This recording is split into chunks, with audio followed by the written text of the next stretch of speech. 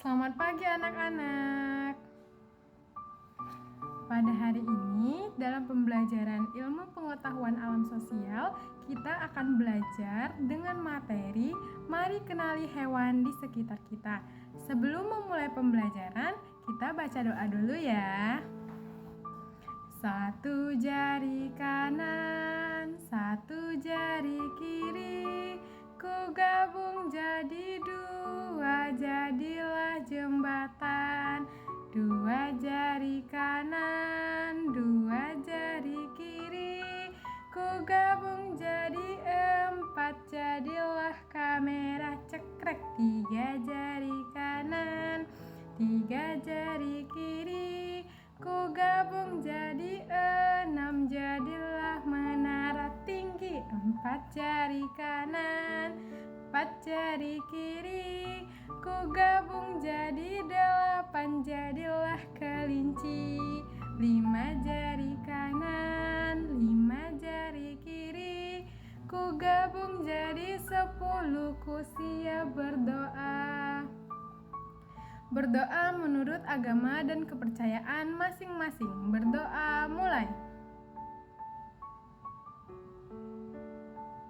Berdoa selesai. Setelah itu, ibu absen dulu ya. Hari ini ada yang gak hadir? Baik, semuanya hadir ya. Anak ibu semuanya pintar semua ya. Nah, jadi pembelajaran kali ini dengan judul Mari Kenali Hewan di Sekitar Kita. Di lingkungan sekitar kita itu ada hewan apa aja sih anak-anak? Iya benar. Di lingkungan sekitar kita itu ada ayam, kucing, sapi, kambing, bebek. Iya benar.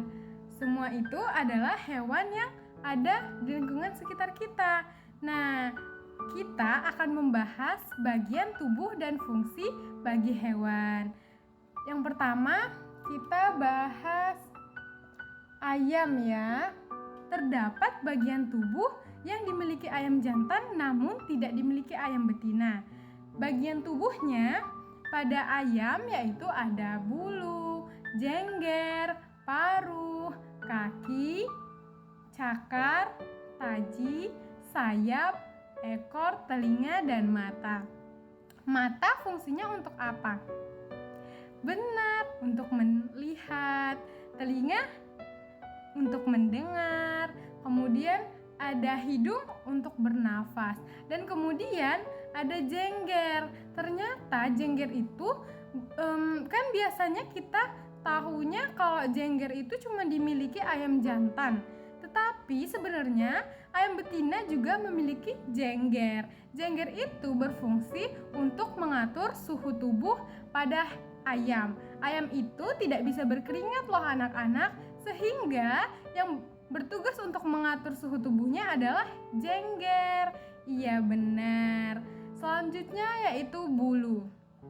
Bulu itu berfungsi untuk menghangatkan tubuh ayam. Nah, ada loh bedanya antara bulu dan rambut. Kalau bulu itu teksturnya kasar dan ketika terkena air dia tidak akan rontok ataupun lepek. Nah, tapi kalau rambut dia itu teksturnya halus dan ketika terkena air maka akan lepek. Nah, bulu itu dimiliki oleh ayam. Nah, kalau rambut itu dimiliki oleh kucing. Selanjutnya yaitu kaki. Kaki untuk berjalan. Kemudian ada taji. Nah, ini nih bagian tubuh yang dimiliki oleh ayam jantan tetapi tidak dimiliki oleh ayam betina, yaitu taji. Taji itu berfungsi bagi ayam jantan untuk mempertahankan dirinya. Jadi ketika ayam jantan itu bertengkar dengan sesama ayam jantan lainnya, maka dia akan menggunakan taji untuk mempertahankan dirinya. Selanjutnya yaitu sayap. Sayap bagi ayam itu berfungsi untuk terbang. Jadi ayam itu bisa terbang loh anak-anak, meskipun jarak tempuhnya itu lebih pendek dibanding burung karena massa tubuh ayam yang lebih besar. Selanjutnya yaitu ekor. Ekor berfungsi untuk menyeimbangkan tubuh ketika ayam bergerak. Itulah tadi bagian tubuh dan fungsi bagi ayam. Kita lanjut ke materi selanjutnya ya. Selanjutnya yaitu katak. Nah, katak itu bagian tubuhnya ada mata, telinga, hidung, kaki bagian belakang, kaki bagian depan, dan selaput kaki. Katak ini bisa hidup di dua tempat, yaitu darat dan air. Oleh karena itu, katak disebut hewan amfibi. Bagian tubuhnya yaitu mata untuk melihat, hidung untuk bernafas, telinga untuk mendengar. Dan ada gak sih perbedaan dari gambar itu antara kaki depan dan kaki belakang? Iya, ada. Kaki belakangnya itu lebih panjang. Nah, kaki belakangnya itu lebih panjang karena kakinya itu bagian belakang itu berfungsi untuk melompat. Nah, katak kan bergerak dengan cara melompat. Maka dari itu, kaki belakang yang akan menjadi tumpuan saat melompat dan kaki depan yang akan menjadi tumpuan ketika katak mendarat dan juga selaput kaki. Katak itu kan bisa hidup di dua tempat, yaitu air dan darat. Nah, selaput kaki ini berfungsi untuk berenang ketika katak sedang di air. Selanjutnya yaitu sapi. Siapa yang suka sapi? Iya. Jadi bagian tubuh dari sapi yaitu ada ekor, rambut, tanduk, telinga, mata, hidung, mulut, ambing, dan kaki. Kaki itu berfungsi untuk bergerak, kemudian mulut untuk makan, kemudian hidung untuk bernafas, mata untuk melihat, telinga untuk mendengar, dan tanduk. Tanduk itu adalah bagian tubuh bagi sapi untuk mempertahankan dirinya. Jadi ketika sapi merasa terancam, ia akan menggunakan tanduk untuk mempertahankan dirinya. Maka dari itu anak-anak tidak boleh ya mengganggu sapi, nanti diseruduk. Selanjutnya yaitu rambut. Nah, ini namanya rambut ya anak-anak, bukan bulu. Karena apa? Tadi sudah Ibu jelaskan bahwa teksturnya lembut dan ketika kena air dia akan menjadi lepek. Nah, selanjutnya yaitu ekor berfungsi untuk penyeimbang tubuh, dan ambing. Siapa yang suka minum susu sapi? Nah, jadi anak-anak, susu sapi yang sering kalian konsumsi itu diambil dari ambing. Iya, pemerah susu itu memerah susu dari ambing sapi. Selanjutnya yaitu hewan ikan. Ikan itu hidup di air dengan cara berenang. Bagian tubuhnya ada ekor, sirip, mata, mulut, insang, dan sisik. Ekor untuk penyeimbang tubuh ketika ikan berenang, kemudian sirip untuk berenang, dan sisik untuk menyesuaikan suhu tubuh. Jadi ikan itu kan sering bermigrasi. Jadi ketika dia bermigrasi, itu dia menggunakan sisik untuk menyesuaikan suhu tubuhnya. Kemudian mata untuk melihat, mulut untuk makan, dan insang. Insang itu berfungsi untuk bernapas. Jadi ikan itu tidak punya hidung tetapi punya insang. Selanjutnya yaitu burung. Nah, burung ini hidupnya di udara.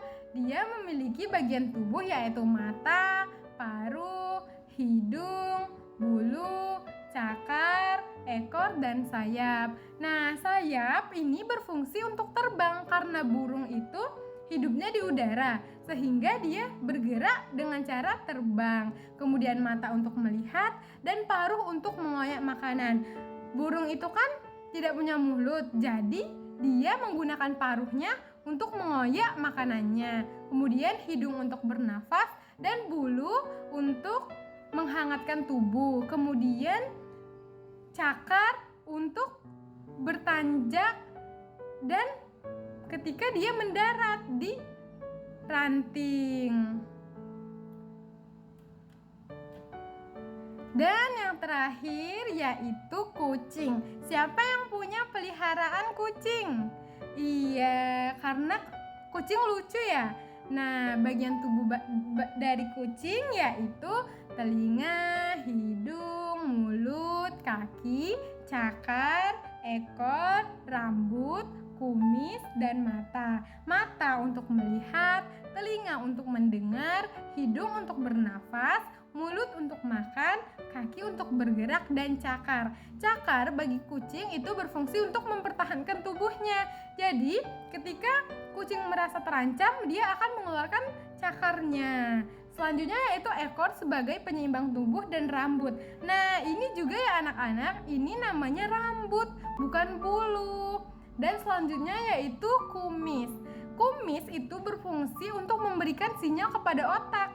Jadi, ketika kucing merasa terancam, kumis akan memberikan sinyal kepada otak, kemudian otak akan memerintahkan tubuh untuk bergerak dan melakukan sesuatu agar dirinya tidak terancam. Jadi kucing itu memiliki kumis bukan karena dia udah tua ya anak-anak, tapi karena itu memiliki fungsinya tersendiri. Baik, itu saja penjelasan dari Ibu. Selanjutnya, Ibu mau ngetes nih. Kalian nyimak gak sih pas Ibu jelasin? Jadi, kalian perhatiin papan pintar berikut ya.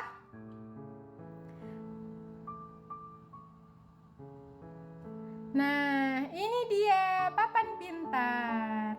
Jadi di sini ada tabel. Itu ada kolom nomor, nama hewan, tempat tinggal, cara bergerak, dan makanannya. Siapa yang mau menyebutkan? Pilih nomor mana ya? Yang bisa silahkan angkat tangan, kemudian isi ya. Maju ke depan.